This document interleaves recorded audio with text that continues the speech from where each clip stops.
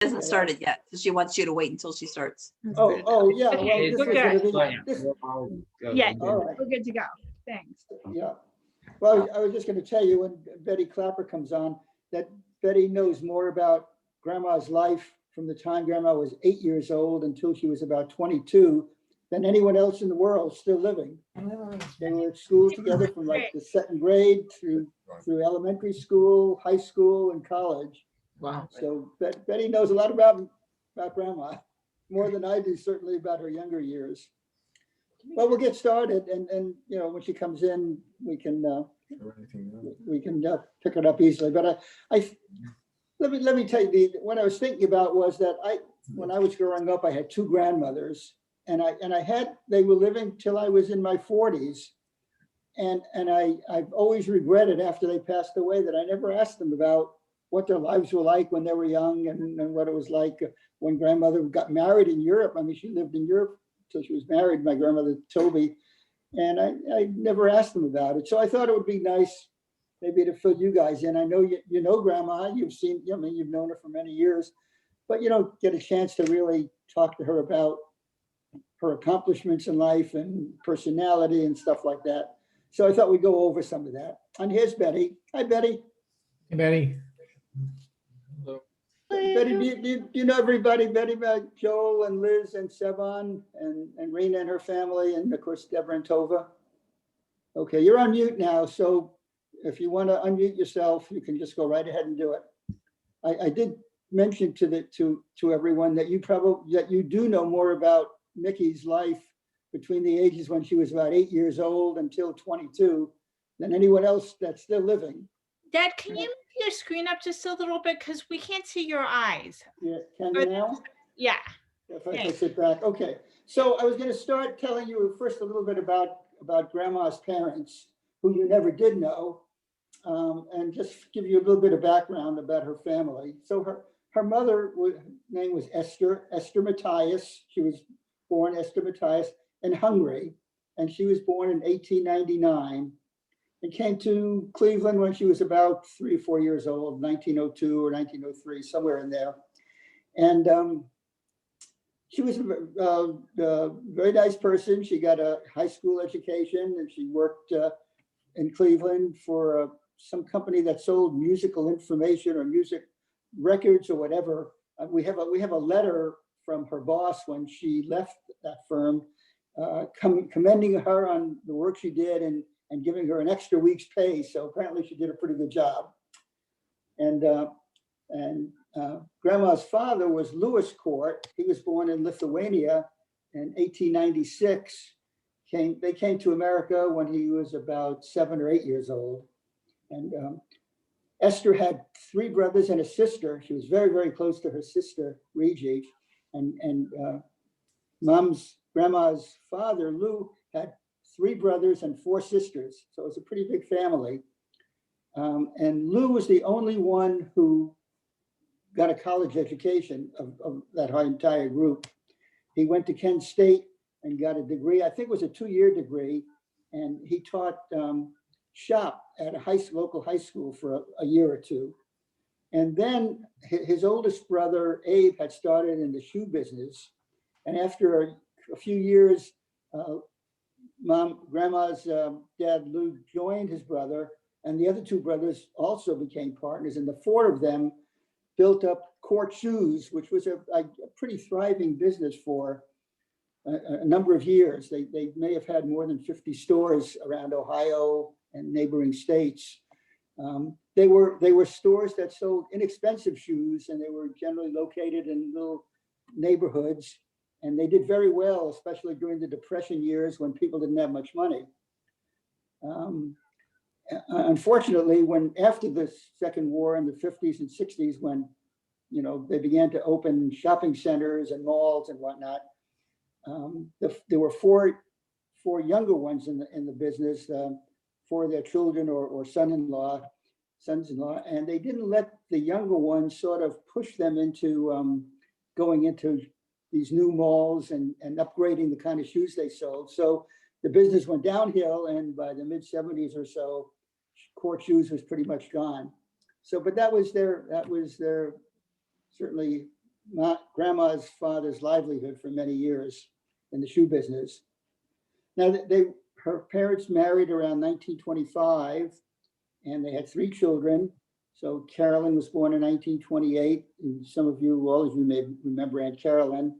And her brother Danny was born in 1931, and then Grandma came along in 1936. So she was the baby of the family. And they lived on in Cleveland Heights on a house on Kildare Road. And some years ago, Grandma showed us the house, actually. Some of you may remember her taking us to see it. I don't know a whole lot about Grandma's really young years, but she did tell me a few things which suggested that she wasn't a little angel. She had this little girl who from an Italian family lived next door, and they were apparently close friends. And Grandma may have blamed some of their doings on her little friend, but she told me that one time they found some paint apparently, and they started painting the side of the house. And they must have been 5 or 6 years old apparently. I'm not sure whether it was the neighbor's house or Grandma's house, but that was quickly stopped, of course. And then she also told me about a time when the 2 of them, who were again just very little girls, decided to take a hike for themselves without telling anybody, and walk 3 or 4 blocks to a local drugstore or a store where they sold candy, and we're going to make some purchases. And I guess fortunately, someone recognized them. I don't know if it was a family member or a friend, and kindly walked them back home. So they were sort of an adventurous little duo that I'd heard about. And after her very young years, Grandma went to Taylor School, and the big event that I know about at Taylor School was that, and Betty, you can start telling us now if you want to unmute yourself, that in the 2nd grade, I think it was, Betty skipped from 1st grade into Grandma's class at Taylor School. And so they've known each other from when they were 7 or 8 years old until today. And most of you know the Clappers. Betty lives just 5 or 6 or 7 doors down from us now here at the Mansions. So, yeah, so she's known her for a very, very, very long time. Sorry, Dad, we're starting to lose the top of your head again. Okay. Oh, it's just bald. There's nothing to see there. We like to see you. Okay. Yeah, by the way, if you have any questions, just stop me and, break in and whatever, anytime. And we could talk about whatever you're thinking about as we go along. Did you want to mute? So I think Grandma had a very nice, time at Taylor School. She was a cute little girl. I have a picture that I took. I don't know if you'll be able to see it, but here's Grandma when she was about 8 years old in pigtails. And I think she had pigtails for a lot of the years when she was growing up. Is that right, Betty? Do you remember if Mickey wore pigtails? You're on mute, so I can't hear you. Yeah. Anyway, that was your grandmother when she was a little girl. Her family belonged to a synagogue in Cleveland, the Euclid Avenue Temple, and Grandma had a very good Hebrew education. I mean, she went to Hebrew school 3 days a week, I think, again with Betty, and for many years. And they spent a lot of time there. We have a copy of the Union Prayer Book that Grandma got when she was confirmed from Euclid Avenue Temple, and there's a little picture of it there. You maybe not be able to see it, but it was given to Marjorie Ellen Court. Her middle name was Ellen, in 1951, and we still have it. So it's almost 70 years old now that she's had this little Union Prayer Book. What else would you tell you? So, and I think when she was in junior high school, they moved from Kildare Road to University Heights. And I think then Betty and Mickey went to separate junior high schools. And I just know that Grandma had a little trouble, getting started at junior high. She didn't know anybody. She had come from Taylor School, and which wasn't a feeder into her junior high. but she seemed to manage to make friends pretty quickly. And also during her junior high school years, she began going to summer camp.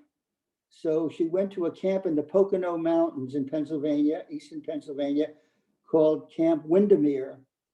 And I think she really enjoyed being at camp. She went with a dear friend of hers, Elaine, and she learned how to be a very good swimmer and a very good tennis player. She was a really good, pretty good athlete. I mean, especially for a day when women weren't so involved in athletic stuff. I think Grandma was really a good athlete, and she learned, I think, some of that stuff for sure at camp. Those years, 1950, 51, 52, there. After we met and got married, in fact, it was Grandma who taught me how to play tennis. So then from junior high, she went on to high school. She went to Heights High in Cleveland. And I think she had lots of friends. I think she's a very nice, sweet person. And she seemed to make friends pretty easily. She had a good number of friends who she still is in touch with. Of course, Betty is one, but there are several others who now at this point I sort of keep in touch with. But for many, many years, she and a gal by the name Marcia Green and Phyllis Gavelber and Judy Moritz and several others were dear friends of Grandma's. And in fact, one of her high school friends was the one who introduced Grandma to me. So this was in 1956 when Grandma was already at the University of Michigan, and her friend Judy Friedman was going to summer school at Ohio State, and she's the one who introduced. Grandma came down to visit her friend Judy, and she's the one who introduced Grandma and me, and so 64 years ago, and we can talk more about that later. Then from Heights High, Grandma went to the University of Michigan. So in 1954, she started at the University of Michigan and graduated with a degree in journalism in 1958. Now, I should mention that what her degree was in, because we have a letter, we still have it, that her father had written to her when she started college, telling Grandma that she ought to think about having some sort of a job, that a woman could have and earn a living in case she needed to, like being a secretary or a teacher. And Grandma had different ideas. I mean, from when she was very young, I think she had a somewhat of an independent streak, and she decided, no, she wasn't going to be a teacher or a secretary. She was going to be a newspaper or a writer or an editor or whatever. So she got her degree in journalism and did very well, as you'll see over the years, as a result of getting that degree.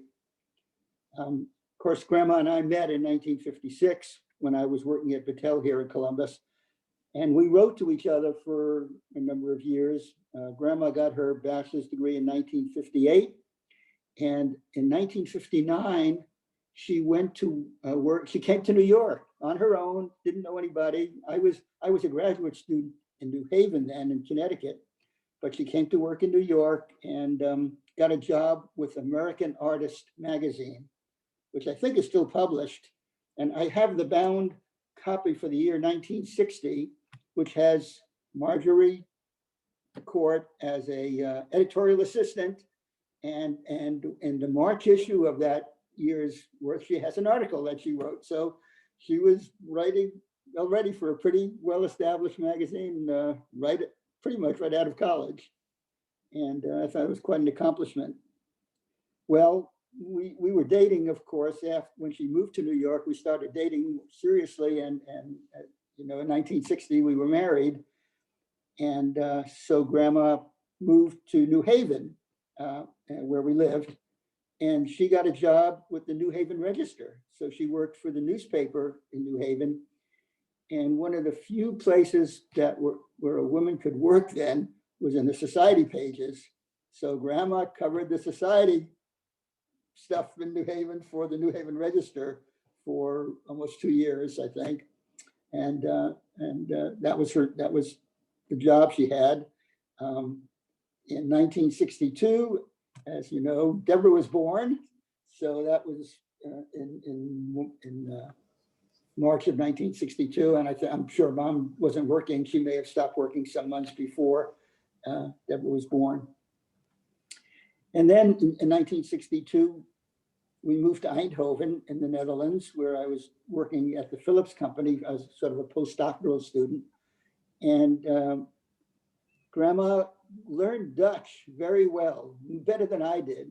I mean, she was out shopping, you know, in the local area where the local tradespeople didn't necessarily speak English so well. And so she got to learn Dutch better than I did. I was in a laboratory where everyone spoke English and where it was awfully hard for me to practice my Dutch. So when we went out or whatever, she would often do a lot of the talking if we had to be talking in Dutch. And it was a very nice year. People were very, very friendly.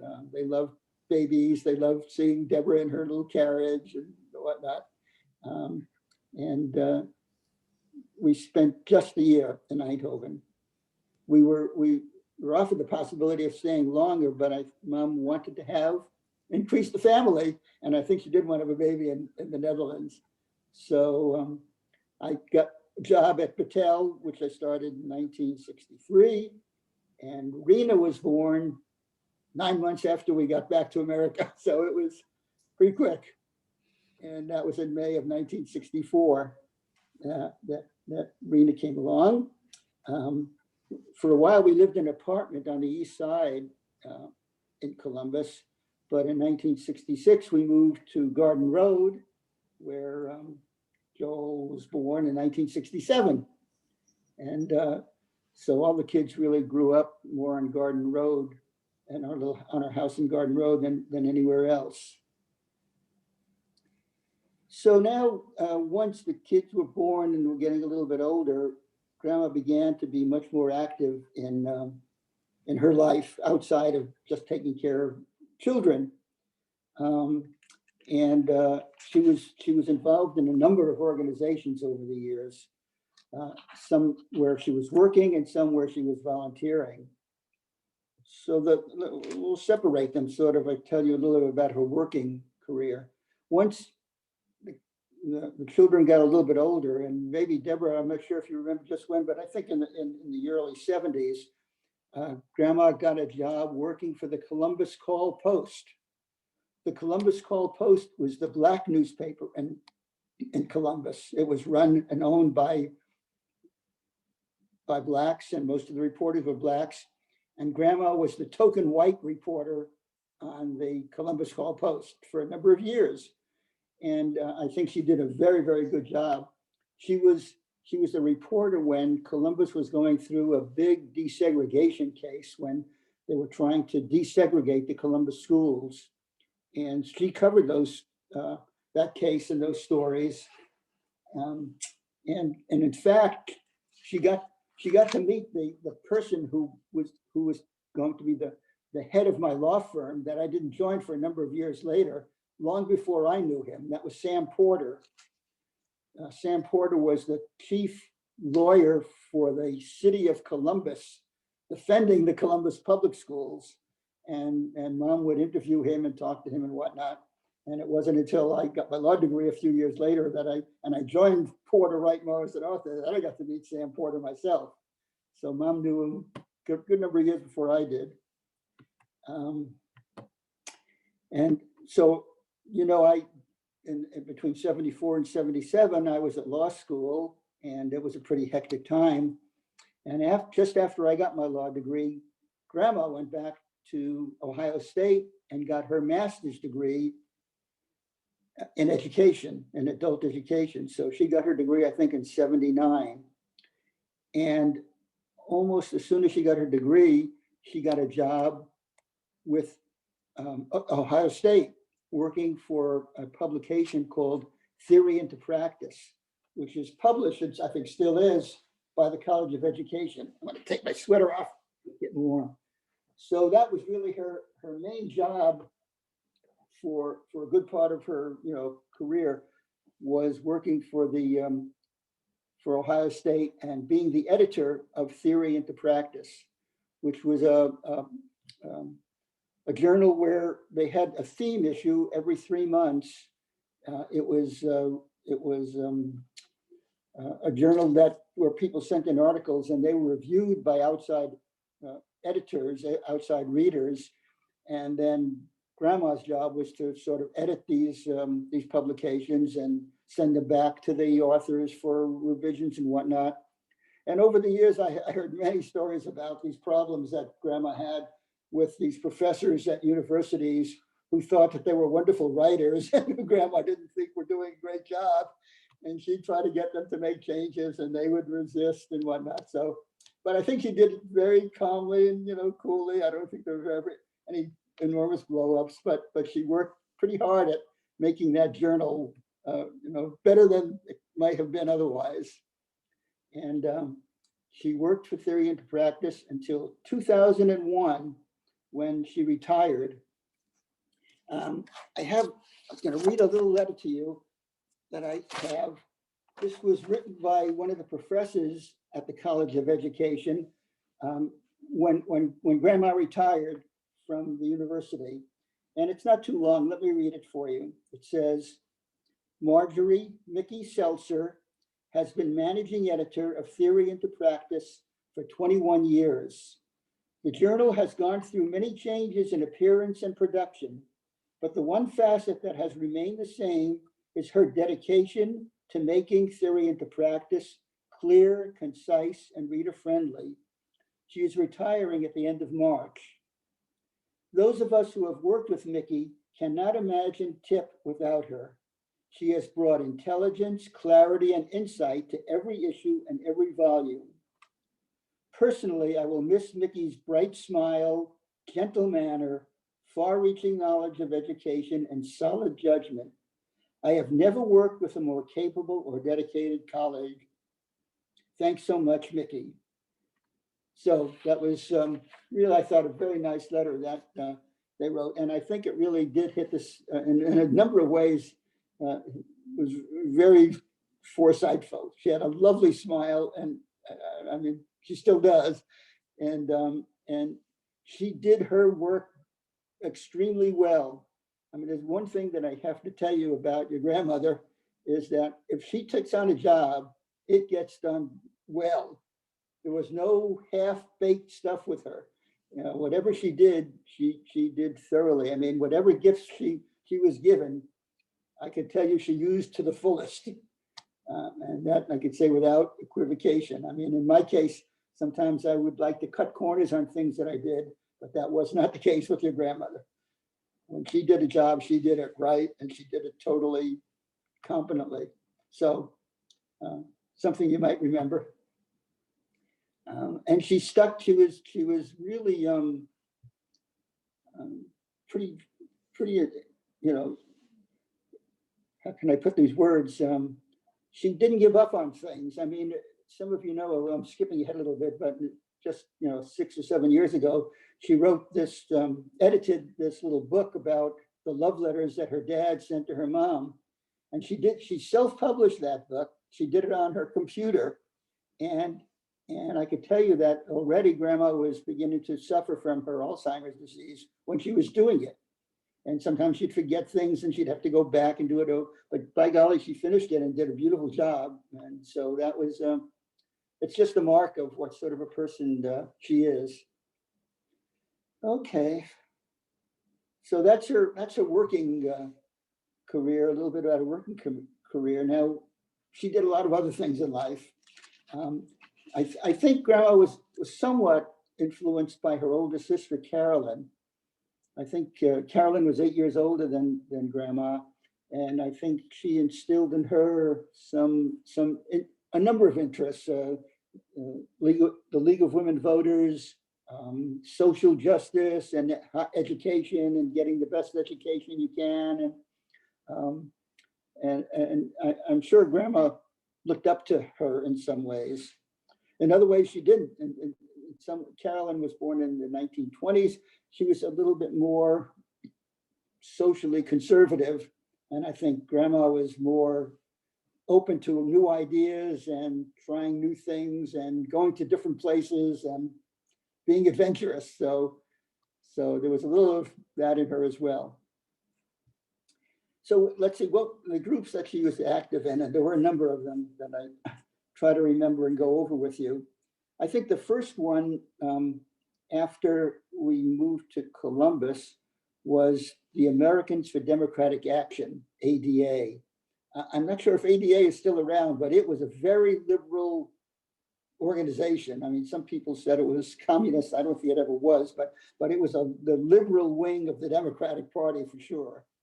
And both Grandma and I were involved in it. And this was in the early 1960s. And one of the things I can really remember was that in those days, the ADA was interested in racial justice, and Blacks were just beginning to push for equality in America.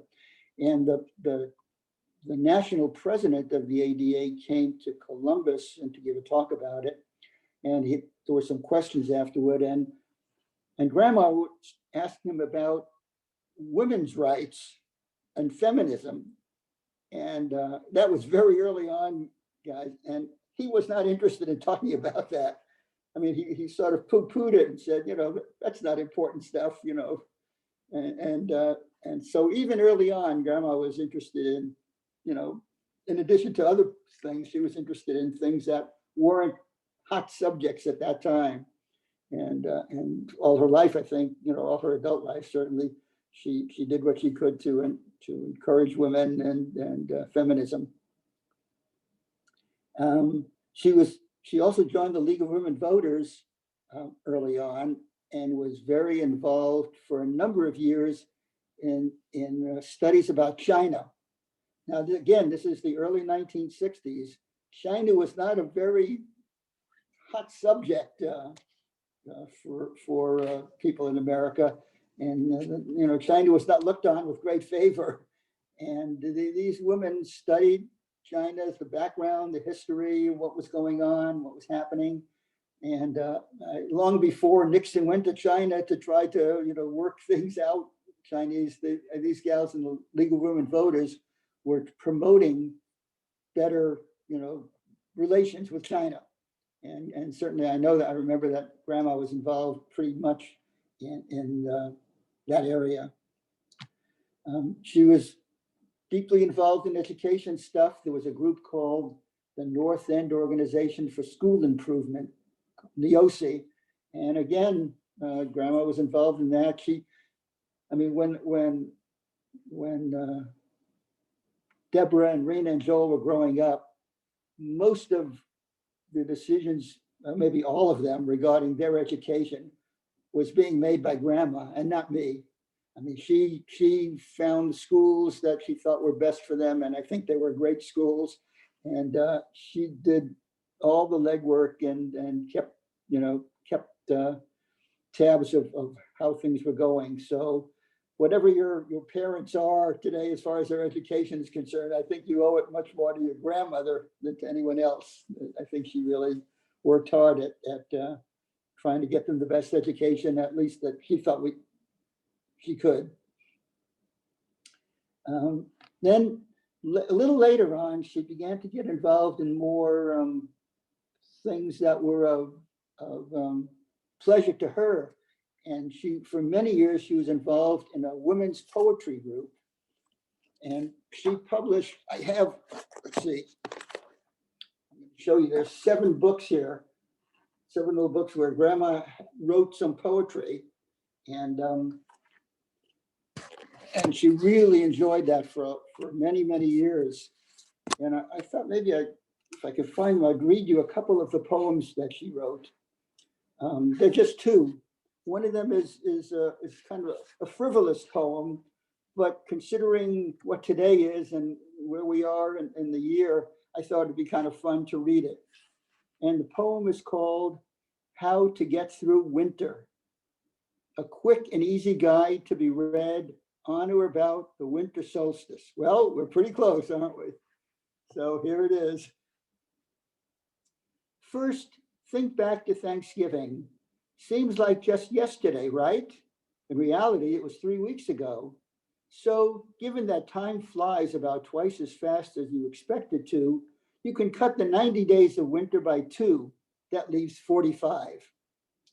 Next, count the holidays and weekends. 2 days off for Christmas, 1 for New Year's, 1 for Martin Luther King's birthday, 24 Saturdays and Sundays. That leaves 17. No matter how cold the winter is, there's always the January thaw. 40 degrees may not seem like much, but when it's been 10 below for a month, 40 feels like Miami Beach. So subtract 3 days for the midwinter thaw. That leaves 14. Speaking of 14, don't forget Valentine's Day.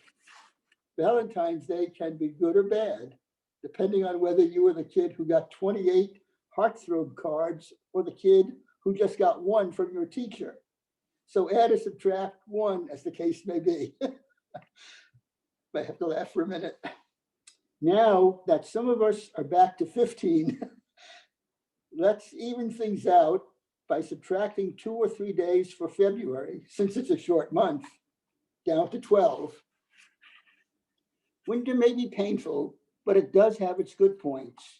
You get to have fires in your fireplace, snuggle under the covers in your red flannels, ski and sled, and you don't have to do all the yard work that's hidden under the snow. So subtract 5 for winter's good times. That leaves 7. Just 1 week of winter to struggle through. Put that week in March, watch the trees for specks of green, and you may not even notice that winter was ever here. Okay, that's winter. So here's one I thought was a little more serious. Yeah, and I think it may be sort of mom's thinking about herself. And it's called The Path She Took. The path she took was newly broken. Twigs cracked underneath like fragile ice. She felt that her words had all been spoken. Even her thoughts seemed to echo twice. Some days she wished she were bound like a tree, to stand her ground with just one song. She wondered if this were her kind of free, or just a futile attempt to belong. This day she moved with a strident grace, no longer plagued by what she knew. She made her way without a trace to the new world side of an old world view. No need to speak what she had found, for thoughts had turned to velvety sound. So I think that was kind of grandma who knew that, she didn't conform exactly with everything that was sort of socially the way to do things, and preferred her own path. And so that's what I thought that was a little bit about. So she did love her poetry group and was in it for many, many years. Then she also, and I don't know how this ever started, but she got involved in dreams. And she started a dream group, and it would usually be a half a dozen or 8 so women. These are women's groups. They would write down their dreams and then talk about them. There was a system that they have, and I never participated, but I can tell you that downstairs in our basement, we have a number of notebooks filled with grandma's dreams. If one of you ever wants to go down there and study what she was dreaming about for a number of years, they are available. I mean, I remember sometimes I get up in the middle of the night, and grandma was up, and she had a little flashlight and her notebook and her pencil or pen, and she'd be scribbling down her dreams. So whenever she could remember a dream, she'd write it down, and then the group would meet regularly, and they had a system for discussing these dreams that I think it's a standard procedure. Maybe they were using a Jungian dream methods rather than Freudian. I know that much. And that went on for a long time until, again, mom began to not be able to remember dreams anymore. And so they said the group didn't keep going. She also became a master gardener late in life. So she liked working in yards and gardens and planting things. And one year she decided to enroll in Ohio State University's program for Master Gardeners. And she finished it. There was a lot of work, actually. I remember she was getting homework regularly and having exams. And she got her Master Gardening certificate and spent a number of years volunteering at the Park of Roses, which is a lovely park here in Columbus. Some of you, maybe all of you know. And she also did a lot of work at Beth Tikva and with a group that works in the garden. And in fact, one of the, not the last, but one of the very last things that Grandma was involved in was just a few years ago when she was quite advanced in her illness. We would go to Beth Tikva and she would join the garden group in planting and weeding and watering and whatnot. She still enjoyed doing it. She'd get down on her knees and pull weeds for an hour or two. And so she was doing that not too very long ago. She was involved in peace efforts. There was one year when she and a group of Women's March for Peace wandered around Ohio for a week, I think. Maybe Deborah Arena, you may know more about this, but she went. They marched around Ohio and were promoting peace efforts. And some of the places they went to were small towns where they didn't get very nice reception, but they did it. And I'm sure she went to a number of marches and whatnot where the peace activities were involved.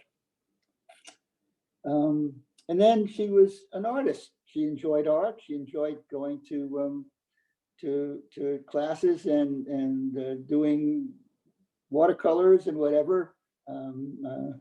Deborah went with her for a number of years until not so long ago, and she was still doing that kind of work. So she enjoyed, the arts. She enjoyed painting. She enjoyed writing poetry. She also did some other writing. Let's see. Yeah, I have. She wrote for a book called Modern Women's Tales of the Bible, and they were doing Midrash. And here's the book that was published. I don't know if you can see it. It was published, and it has one of Mom's Midrash in it about the book of Ruth. And I think I may have read it to you guys. I'm not sure if I did to some of you some time ago. And so she did some writing outside of her work and the normal poetry stuff that she worked on. Okay, I think we're going through pretty well a lot of the stuff that I wanted to cover. Now, as far as her, some other personal things, I think many of you know, we all love to go camping. Again, that was something that we got from originally from Grandma's sister and our brother-in-law, Carolyn and Mel, who took us camping when we were still engaged, and they went. It was just before we were married, actually. They went on a camping trip to the coast of Massachusetts, Cape Cod, and they invited us to come. We spent a week with them on Cape Cod, and I think after we were married, we got our own tent, and we became active campers and hikers, which we did for many, many years. She loved to travel. Even before we were married, and again, showing her independence, when she finished at Michigan, she took a trip to Europe. And this was before, we were together. And she went on her own, and she traveled. She was going to go with a friend, and apparently the friend backed out, and Grandma decided to go anyway. And so in 1958 or 59, she was traveling around Europe on her own. She had a great time, I guess. So she was a pretty independent gal. When we got married, we went on our honeymoon to Bermuda, and I can remember we rented these motorbikes where you could putt around in Bermuda, and we'd be going down the road, and there'd be a little side trail, she could see it, and Grandma wanted to go off on that little side trail, and I didn't. She wanted to go and explore every little nook and cranny, and I would sort of, resist, but that was the way she was. So we often went down every little nook and cranny, no matter whether it was a dead end or not. Okay, so I guess the last thing I want to say, and you probably all know this, is that your grandmother has and still does have a beautiful smile. She has a really sweet disposition. I mean, that letter that I wrote indicated some of the letter I read to you from the professor when she retired said some of that. Even today, I'll call people on the staff and talk to them about grandma, and they refer to her as Sweet Mickey. Sweet Mickey. I mean, I don't know how many of them, and the different ones have said that to me. I mean, she seems to just have a very, nice, sweet disposition. I don't think she has a mean bone in her body. I don't think she ever did. I mean, I never remember her getting upset or yelling or screaming. Maybe one of you kids do, but I don't. At least it's not in my mind anymore. But as I've told you earlier, she also had a strong will, and she set her own course in life, and she's followed it. I mean, so now she's, living in a quieter, more peaceful world, but she's still doing stuff. I saw her today, and I was telling maybe Deborah, I went in, came from the cold, and she hasn't been saying very many words at all lately, but I came in from the cold, and I tried to hold her hand. I put my hand in her hand, and she said, "Your hand is cold." I had to get my hand off her real quick. So she's, still has her will. When they do physical therapy, apparently she still does what she can to move her arms and legs and keep herself moving. And again, just to reiterate what I said earlier, she uses her abilities to the fullest. I mean, as much as she can, she does it. And I guess that's probably as much as I can tell you, unless you've got questions and want to talk some more about it. That's what I had prepared for you guys. Dad, we probably have some things to add. Yes, please. But should we see if Betty wants to Yeah. jump in too? Betty, We all- Betty, is there anything you'd like to add about, especially Mickey's younger years, that you can remember that you might want to tell our grandchildren? You're on mute, Betty. You're on mute. Can you? Yeah. Can you get off mute? We can't hear you. Oh, Yeah, I guess you. unmute her. Hold on. Yeah, I I think know. You're- Okay, there you go. Nope. Yeah, okay, Betty. Some programs. There's. No, I have memories of going to Hebrew school, and Mickey's father and Elaine Klein's father would alternate and take us home. We went Friday, Saturday, and Sunday, but Friday after school, was it? I think it was Friday. It was 3 days a week. Maybe it was Monday, Wednesday, and Friday, actually. Yeah, I think it was Monday, Wednesday, and Friday. And we would take the streetcar and then the bus and then the streetcar. No, 2 streetcars. I don't remember. But we weren't very well behaved, and we ate more donuts, I think, than was at 82nd Street. And then, Yeah. and then we would get in late. You were supposed to get there by 4:20, but we never made it because we were busy doing stuff, Yeah, yeah, but she was in my class all the way through Taylor Road. And then we split it in the junior high and back again in high school. But I remember being in the court's house quite a bit and going to, and I remember Lou very well, and Esther, who was her mother, it was Esther. Yep. wasn't it? Yeah. Right, Yeah. right. Yeah. And she had all these cousins. I was always so jealous. It was Oh, such a good yeah. family, yeah. Yeah, no, it She was a did. nice family. I remember Yeah. visiting Kildare and Yeah. Kildare too. Yeah. It sounds like she had a good number of friends around.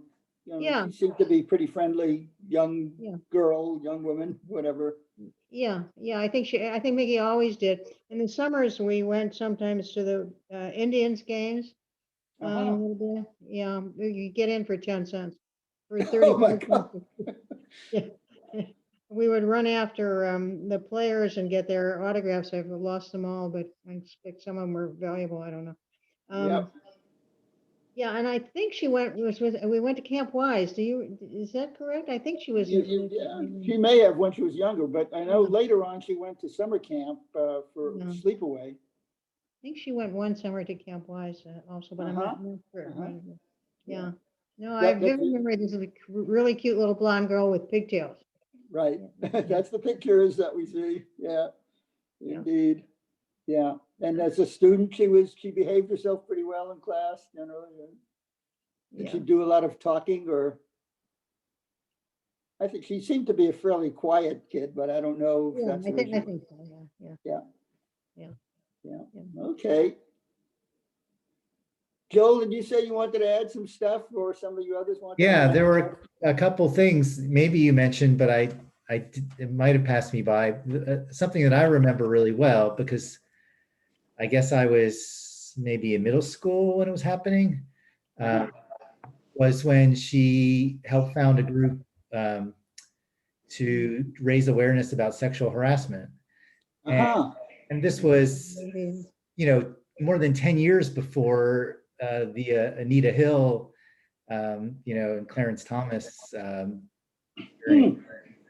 And no one had ever heard of this. It Yeah. in most people's vocabulary did not exist, sexual harassment. It didn't exist as an idea. Right. And she and I think one or two friends founded an organization in order to provide a resource for women to Oh, yeah. to call and get information about like legal help. I think that's Wow. what they did. And she spent a lot of time with that organization. I remember because I was the age when I wanted to see my mom, I think. And she was Right. a lot.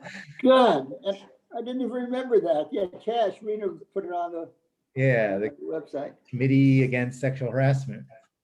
Yeah. There were just too many things that she got involved in for me to Yeah. remember She them spent a all. number of years with that organization. And I think eventually they probably got subsumed by larger organizations. I don't even know, but Yeah. that did simply, I mean, as far as I remember, it was not something that anyone thought about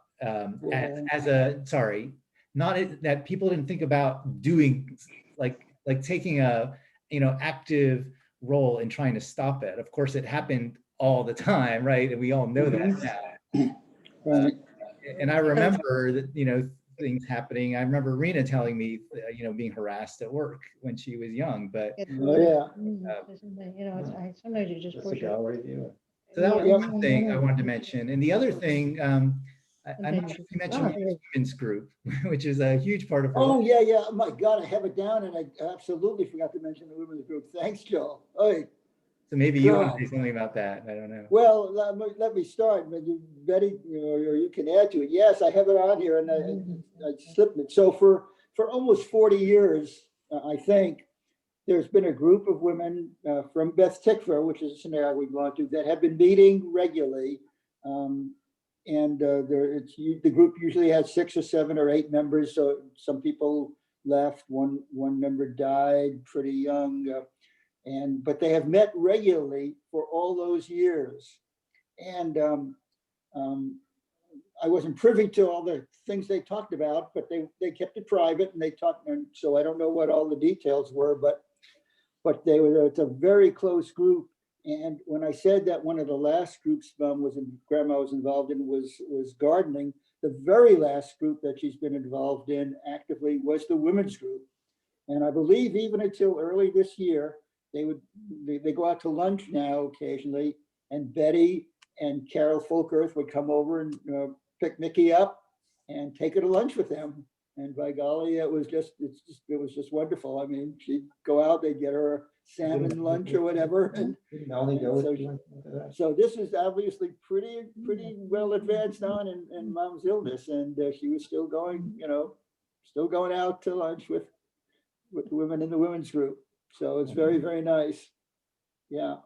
Betty, is there anything else you could tell about the women's group? As I say, I never had no idea what you guys ever talked about, and we probably shouldn't know now, but it was a long-lived group, one of the longest I can think of. Yeah, I was a late comer to it. I Right. I'm not a charter member. Yeah, right. And then also the other group that I forgot to tell you about, of course, is the Archavara, which has been Ah, meeting yeah, for yeah. probably 30 some odd years. And this Oh, is a long group, time. pardon, It's longer, a long maybe, yeah. time, yeah. Yeah, I think we certainly, maybe in the 80s, we started meeting. And this is a group, again, of Beth Tikva folks who got together maybe in the mid 80s when we became empty nesters, when our children were old enough to be on their own. And we started meeting. Usually, I think there were about, on average, about 6 couples, 12 of us. And we'd meet regularly and had until the virus struck, we've been meeting regularly. I think we met in February of this year. So we'd meet for dinner once a month, and we have a little service, and there was like a potluck. And that was a long standing group. And Mom was still involved in that group, of course, right until early this year. Yeah, Yeah. 1986. First one was Hopefully, here. when we all get our vaccines and don't have to worry about coronavirus, maybe we'll get together again. Can I add a few other things about Mom's feminism Mm-hmm. and activism? Yeah. Just, well, one was that she was very interested in gender neutral language. So when I was younger, the idea in writing is that if you were talking about somebody who you didn't know if it was a man or a woman, then you would write he, and that was supposed to represent everybody. And Grandma was an early proponent of using language that was gender neutral, and also using language for God that was not masculine. Yeah. And so in her editing work, she worked very hard to find ways of saying things that allowed you to write what you're saying without specifying gender if you don't need to. Or, She edited it. and she also really did work with our congregation to change the liturgy. And so I remember being on services. Using here at the beginning. And, sorry, Betty, you might want to mute. Yeah. But so at services, when we would read something that would say, thanks, Elijah. Yep. We would read something and it would say God, he, and Grandma would say God or something, not to say male pronoun. So she practiced reading the words in a gender neutral way. She also subscribed to all these feminist magazines. So she subscribed to Ms. Magazine for years and years and years, this feminist magazine edited by Gloria Steinem. And then she subscribed to some Jewish feminist magazines like Lilith and Bridges for many, many years. Mm-hmm. Didn't you tell us that story about, didn't you write to when they didn't have people that were doing the the ONAG. Dad found a thing about years ago. There was something that had been apparently in Tikva Topics, like the newsletter for the synagogue, about how they were having a hard time getting people to do the ONAGs. And so Dad found this piece she had written, and she wrote a letter in saying that she had a suggestion that if they included men in who did the ONAGs, that would double the number of people to do the ONAGs. Yeah, that letter is sitting on my table. I should have brought it. Yeah, it's sitting in the family room there. Right. It was, and that was very early on. That was probably 1970, late 1960s or whatever, that she wrote that letter. Yep. She was active. She just worked on trying to get the Equal Rights Amendment. She took Deborah and I to this huge anti-nukes march in New York in the early 80s. She was involved in social action with the congregation. So she just was very active in all kinds of ways. Oh, yeah. She was chair of the Adult Education Committee also at Beth Tikva for not so long ago again. She was already, having a little bit of her illness when she was still chairing adult education. Yep. Didn't she also do where she was like tutoring like English as a second language? Oh, yeah. I remember. No, that's right, honey. God, there were so many things that she did. Poetry. She led a poetry class for the kids at Tova's elementary school. Right, with you. right. Minnesota more than me. Yeah, but she did tutoring, yeah, did a good bit of tutoring. She tutored at a local inner city school, teaching kids, how to read, helping to teach them how to read. Yes, so it's been a very busy life for sure. I mean, more things that I can remember. Thanks for bringing them up. Yeah. Just more than I could fit into my mind. Are there any other thoughts or questions or things that you might wonder about? Isaac or Elijah or Sevan, you have any, Tova? Anything that I may not have covered or that you wondered about? Probably not. I think we gave you Did you maybe propose to her? maybe more than you could handle for 1 hour, but Tova wants to know about how you proposed to mom. well, I hope this is embarrassing or not, but I think she proposed to me, dear. Oh, really? Wow. I think, What did she do? yeah, we were dating in New York, and I think she sort of broached the question one day. So we were in her apartment, and she said, "Well, I forget exactly what it was, but I'm pretty sure it was Grandma who sort of got it started." Yeah, I kind of figured you probably had like a normal conversation about it rather than just like one of you springing it as some kind of surprise, which isn't actually a very good idea. But yeah, I sometimes think about that now occasionally. I mean, I wonder if she came to New York to work, and I was close by, and we had been writing for a number of years. I don't know if she had any ideas or what, but anyway, it worked out.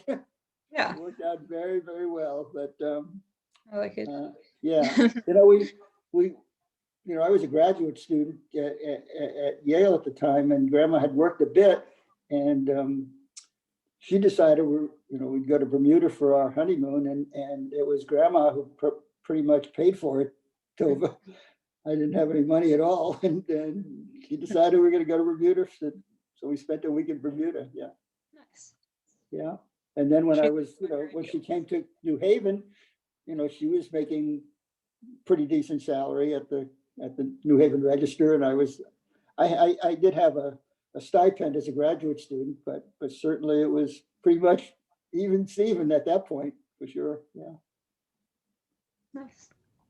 I think that Pam Yeah. wanted to ask something. Pam. I wanted to just say that it's kind of amazing because she just had, I guess, a lot of humility or something, because like when we would get together at your house for holidays, she never talked about any of these.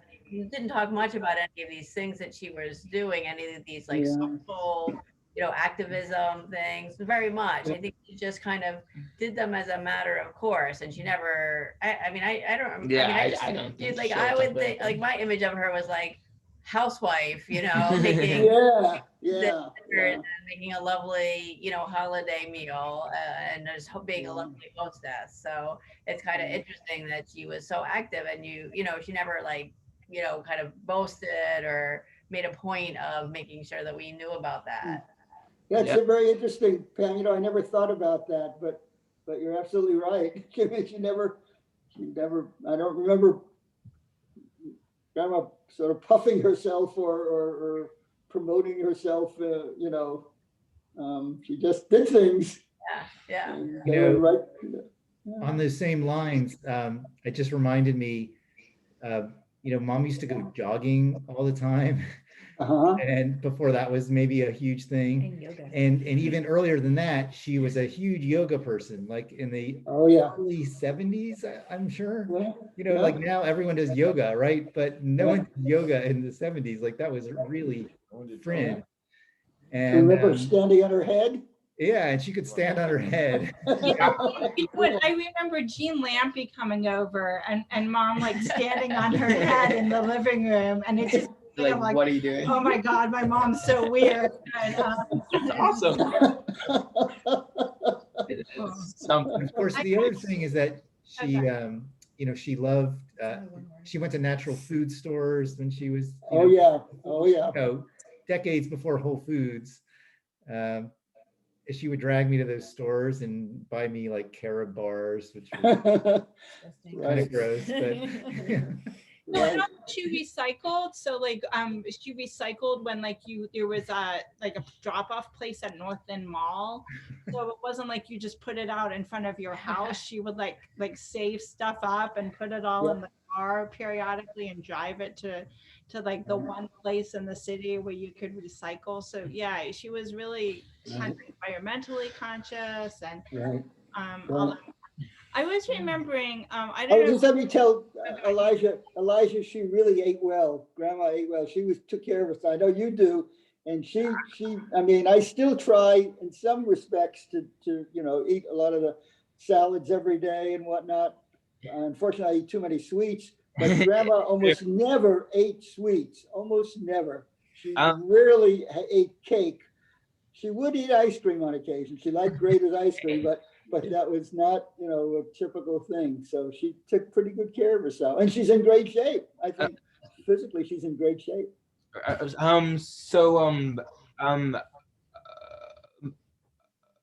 Mom taught me, so I guess that's where it comes from. I guess it goes all the All the way down, right? Yeah. Well, I was kind of wondering about, like, I know that there's some family traditions like solitaire, and you guys used to play tennis all the time and stuff like that. Like, Right. did that come from you or her? Both of those things that you mentioned came from her, Isaac. The tennis, I told you, I think she learned how to play tennis really well at summer camp. And she had a number of trophies. We were members of the Olympic Tennis Club here on Indianola Avenue. And Mom got, unfortunately, I threw them out when we moved here to the mansions, but she had at least a half a dozen trophies that she had won as a tennis player. So that came from her. And what was the other thing? Pardon? We played double solitaire. Oh yeah, that's all. That was from Grandma. That was from Grandma. I think her brother-in-law, maybe Mel, had taught them how to play, that crazy game that you guys play. I mean, I never played it much, if you remember. Yeah. I preferred bridge, but she loved to play that, multi-person solitaire game. Yeah, and she was pretty good at it, I guess, for a while. Yeah, that's Grandma's thing. I think it was about the only card game that I think she ever played much. I mean, she wasn't involved in mahjong or poker or gin rummy or other sort of those games that a lot of women play. Mom taught me how to play Russian Bank. And Russian yeah, Bank. it became called Russian Bank that she had played when she was a kid. And when we went to like this art fair one year, we saw that picture by Carol Hershey that's in one of the bedrooms upstairs. It's two girls sitting on a bed playing cards, and one of them is kind of unhappy. And when you're playing Russian Bank and you're losing, the other person's turn goes on and on and on. So it's kind of depressing. So it reminded us of Russian Bank, and Mom bought that painting. So anyway, so another card was Russian Bank. Yeah, but she really didn't have so much time for, quote, frivolous things, as I say, like mahjong or poker or whatever, those sorts of things. I think that was not her main interest in life.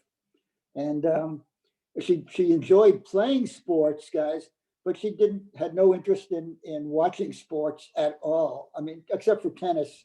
She was not. I think when she was a student at Michigan, she went to every football game. And the day she graduated was the last day she was interested in football. I mean, when she was working at Ohio State, we'd get tickets to the Ohio State games, and I'd pretty much have to drag her to games. I mean, she wasn't that interested. I could take other people, and it was fine with her. When it came time for the Michigan game, it was usually pretty cold. It was the last game of the season. And she really had no great interest in going at all. So she enjoyed it. I mean, Betty mentioned that they'd go to Cleveland Indian games when she was a kid, but it seems to have something that wore off when she pretty much got out of college, as far as being, being involved as a sports enthusiast, as a watcher, you know, she wanted to be a doer, not a watcher. We had when you were talking about mom's camp, it was reminding me of something. I don't know if Deborah and Joel remember us telling you about this, but one year, for some reason, I drove to New York with mom and dad, just the three of us. I'm not sure what Deb and Joel were doing, but when we were going, we decided to stop in the Poconos because we drove right through like the exit by where mom's camp was. So we stopped at mom's camp. And we got to the camp and we got out of the car and somebody said, Marty Seltzer. It turned out that the camp had been bought by one of Dad's fraternity buddies. Right. And so we ended up, Bob showed us the camp, but then it had just interestingly had been bought by Dad's fraternity buddy from New York. So mom was quite annoyed about that because she like it was my camp. Yeah, right. Right. And it was actually three of us. Yeah, Miles Pollock and Mike Scharf and one other. There were three of them that bought the camp. Yeah, they may still run it. I don't know. No, they're probably retired by now. Yeah. Rita might have told her family about this, but we used to go up to Camp Michigana in northern Michigan, which was a alumni camp for university graduates, I guess. Yes. And one of the things I remember there was that she sailed, which was really cool. Oh, yeah. I guess she had done a little bit of sailing. Yeah. She has a cousin, Kenny, her dad's brother's son, Kenny, who's a big sailor. And so they must have learned a little bit of sailing somewhere, maybe at camp again. I don't know. Yeah. But she was really a good swimmer. I mean, she could, you know, they'd go to, when they were very young, they would go in the summer for a month up to Michigan because her mother, Esther, had pretty bad hay fever. So they'd go to Michigan to get away from the hay fever in Cleveland. And they had a very rustic cabin up there. And they're right on a lake. When I say rustic, I don't think it had indoor plumbing. And I think it didn't have running water. But that's where they stayed for a month. And it was on a lake. And I think they, you know, she and her mother, Esther, they would swim across this lake and back. And she was a good swimmer, way better than me. Yeah. As she was in many things, better than me. Yeah. So I wanted to say hi to Jeremy. It's nice that you could join us. Oh yeah, hey Jeremy. Welcome to the mansions. Jeremy has just moved, to those you don't know. They've just moved. You into the officially mansions. moved in? I hadn't heard that. Yeah. That's They are awesome. New neighbors, new residents. That's Yeah. wonderful. I'm so glad. It's really great. Yep. I I had a also wanted to question. say, Uh, can I say one more thing just Yeah. from before when you guys were talking about her being a healthy eater and all that? I'm not sure how old I was, and I don't know, Rena and Joel, how much you remember this, but that happened kind of suddenly. Like we were eating like white bread and like eating like, you know, flakes and stuff. And then there was like, I don't know what happened, but suddenly we weren't allowed to do that anymore. And it was a little stressful. Like we suddenly wheat bread and we couldn't get the cereal that we used to eat and stuff like that. So Really? Yeah, I don't remember, Deborah. Good for you. I don't know what, I can't think of an event. I don't know whether she was reading some stuff or what, but that's interesting that Rena and Joel, do you remember that way too, or? I remember that there was a time then she would buy me Pop-Tarts. And then it stopped. That was It very stopped. So we had a little interruption on our end. So you're talking about how she like stopped buying sweet cereal and started Yeah. having whole wheat bread. And yeah, I hated that when we were kids. Like all the other kids had like normal sandwiches and mine were on whole wheat bread. And yeah. And then when we went camping, Grandma and Grandpa bought those boxes of the little things of cereal. And that was like so exciting because it was the only time we got to eat things like Cocoa Puffs. Oh, you poor kids. Talking to the grandchildren now, see how your parents were deprived of all the nice things in life. Yeah. Cruel mother they had. Yep. Joel, were you going to say something before? Oh, I was just wondering, Dad, I know you didn't know Mom so well when she was in college, but I don't know much about her college years. I don't know if she was Yeah. in a sorority or what she did. She definitely was not in a sorority. I think she had no interest in, rushing, or she never did. I know that much. And I know she had certainly a number of close friends. Again, she's close to high school friends. She's also been close to college friends, Joel. There are 3 or 4 of them that we still communicate with, and who I've been either calling or writing or letting them know how mom's been doing. So she had some really good close friends in college, and I think she enjoyed her college years, but not as being a sorority person for sure. Yeah, and I guess Betty might have known more about actually, those 4 years when mom was at Michigan than I do, but Yeah, I wonder if she was in a Jewish group in college or anything like that. I mean, I I- can tell you a little bit just because I remember more because it was Michigan. Like she Yeah. lived in Mosher, Jordan, I think, which is a big, like would have been a newer dorm in the 50s, I think. Mhm. And then I'm not sure about that one, but she definitely lived in Betsy Barber, which is Yeah. the smaller dorm right on State Street. That was like a Right. women's dorm at the time. So she talked about that. And she had some old yearbooks. And I think I like found some pages where she worked on, I think I forget if she worked on the yearbook, like the Michigan Ensign or the Michigan Daily, like the newspaper, and then there was some group that had some kind of made up kind of name or something that she was part of that I think was kind of a joke or something that they had a thing about in the yearbook. But so there were a few pages related to the journalism stuff that was in the yearbook at Michigan. Yeah. But I put in the chat, maybe I already said this, that I remember like his dad was in his fraternity, he was president of his fraternity. I remember mom saying she was a goddamn independent. Right. Yeah. I just knew her. I saw her a few times this summer. We met in the summer of 1956, between a sophomore and junior year, and then I went back to Battelle the next year. So those 2 summers, 56 and 57, is when I sort of got to know her personally a little bit.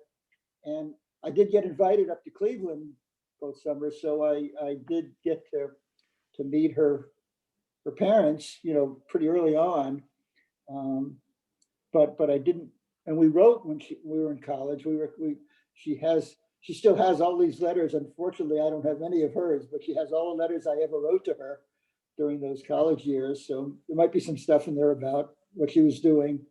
Well, but there wouldn't be stuff about what she was doing is what I was doing. So I guess I don't know a whole lot about what she did. She got her degree in journalism. I don't think she was in terms of grades, a super outstanding student, but she seemed to do fine, and she managed to get jobs really quickly wherever she went. So, yeah.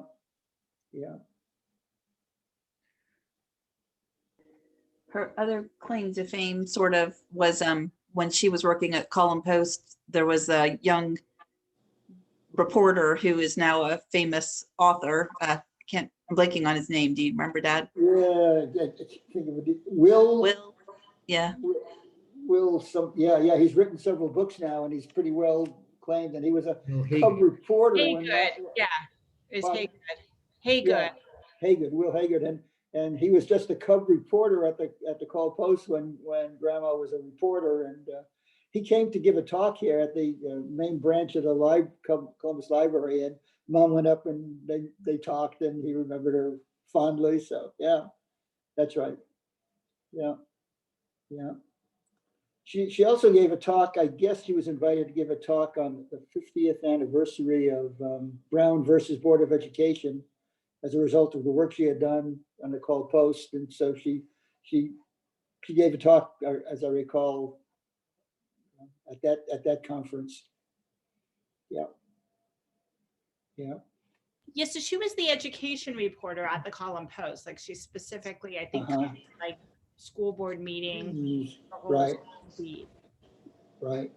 Yeah. Of course, we over the years we did a lot of traveling together. I haven't talked about any of our trips, but that was just vacation stuff, pretty much. But some of them were really trips that resulted from her participation as editor of Theory into Practice at Ohio State. We went to a number of places with groups from Ohio State, professors from Ohio State, our trip to China, and a few of the others, where a lot of the time was spent visiting schools and colleges and in China particularly. And they were really fascinating parts of those trips. I've probably told you all about we visited a class at Beijing University when we were in China. It was there was an English class, and the students were reading an English novel. And it was a very sophisticated discussion. I can remember none of them had ever been out of China. I think the professor, I don't know if she had, maybe she had, but it was a very sophisticated discussion in English about this book. And then afterward, we were able to talk to the students. And I can remember this young woman bursting into tears and telling us that she wanted to be a journalist, and she had to become a teacher. I guess she was being told that you were going to be a teacher, and that was all there was to it. And it wasn't what she wanted to do. And this was a year or two before Tiananmen Square when we visited China. So there were unhappy students, at least at the time, and they were willing to talk to us in English about their problems. Wow, a lot of stuff, more than I can remember. What made me think of, Dad, was how you all have had exchange students live with you. Like when we were still young, we had Ruthie from Denmark, and then later on, someone from China. I remember her name. Right. We did. That's right. We had several students who stayed with us. Yeah.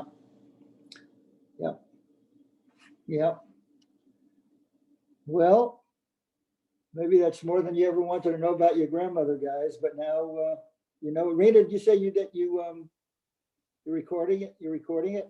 Yeah, Yeah. it's being Yeah. Okay.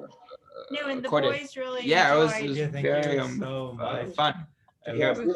You may, if you have a chance and you think about it, you may want to send it to Carol Folkerth. Carol was really upset she couldn't be here, and I didn't know whether you were going to record it or not. But if you think about it, you might want to send her a copy. Send her the link. Good. Thank you, Dad. Yeah. Okay. All right. Thanks for listening. There's a lot of stuff, but I thought it'd be kind of You had fun. mentioned, Dad, that I'm sorry Jane didn't make it, and I wonder if maybe if I would love to have to talk to Jane sometime also. So. Oh, yeah, sure. Yeah, you might want to send the recording to Jane and, yeah. Yep. All right. Well, thank you so Yep. much, and happy you. New Year Oh, to yeah. one and all. Happy New Wish Year. everybody a happy, healthy. Thank you. Let's hope that we can see each other in person together sometime Yeah. next year. Yeah. As you all know, I think you all know, Mom's getting her first shot January 14th. Yeah. So, yeah, we're looking forward to that. And hopefully by the end of January, she'll get the second one and she'll be in good shape. Pam, did you get yours already? Yeah, I got mine this week. Yeah, wonderful, Do you have Pam. any, That's great news. Good for you. Yeah. Arm for 2 days. Has the mind control kicked in yet? What did you say? What? Has the mind control? Yeah. Yeah, I do have a chip implanted now. Yeah. You have Reading to your phone. follow them now. All right. Well, you guys have a nice New Year's tomorrow. And I think we're expecting some crappy weather here, but Yes, it Yeah, rained I here, think we're gonna have so- some bad weather, yeah. weather also. Yeah. All right. Okay. All right. Thanks, All right, Yep, Dad. thank you. Good to see you. Okay. Bye-bye, all. Love you all. Bye. And all.